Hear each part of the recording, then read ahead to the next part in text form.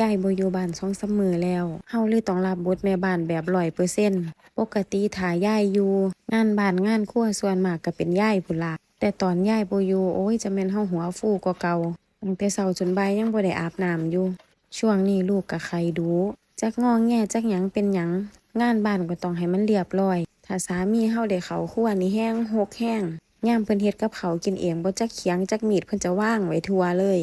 คือเราจับหยังออกมาแต่ไสเราจะบ่เคยเอาไปไว้หม้องเก่าจักอย่างแต่กี้ก็ได้ยินแต่ยายจมว่าลูกเขยเฮ็ดอิหยังน่ะบ่จักเก็บเฮาก็จักอยู่ดอกเฮาก็บอกเพิ่นอยู่เรื่อยอยู่แต่ว่าเพิ่นก็ได้แต่ฟังนั่นล่ะเพิ่นบ่เฮ็ดตามจังแม่นเป็นคนบ่มีความระเบียบเรียบร้อยอิหยังเลยไปเห็นวิดีโอของครีเอเตอร์ผู้หนึ่งเราเฮ็ดคลิปล้อเลียนแฟนเราผ้าก็บ่ใส่ตะกร้ากินน้ำแล้วก็บ่ปิดฝาขวดกับอีกหลายๆอย่างโอ้ยจังแม่นคือกันกับผู้อยู่บ้านข่อยคัก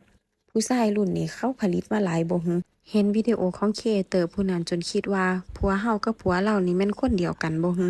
ซะมานิสัยคือกันคักแน่แท้คือของใช้ทุกอย่างเฮาก็พยายามจัดให้มันเป็นระเบียบเท่าที่เฮาจัดได้นั่นล่ะเนาะแต่เพิ่นก็บ่เคยเข้าใจคำว่าระเบียบของเฮาจักเทื่อเดะ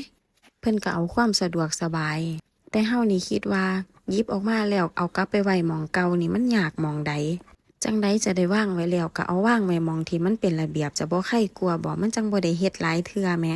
คันเฮาเว้าดูเพราะว่าเข้าใจแล้วเรื่องบางเรื่องเฮาบอกอยู่นี่บอกปุ๊บลืมปั๊บ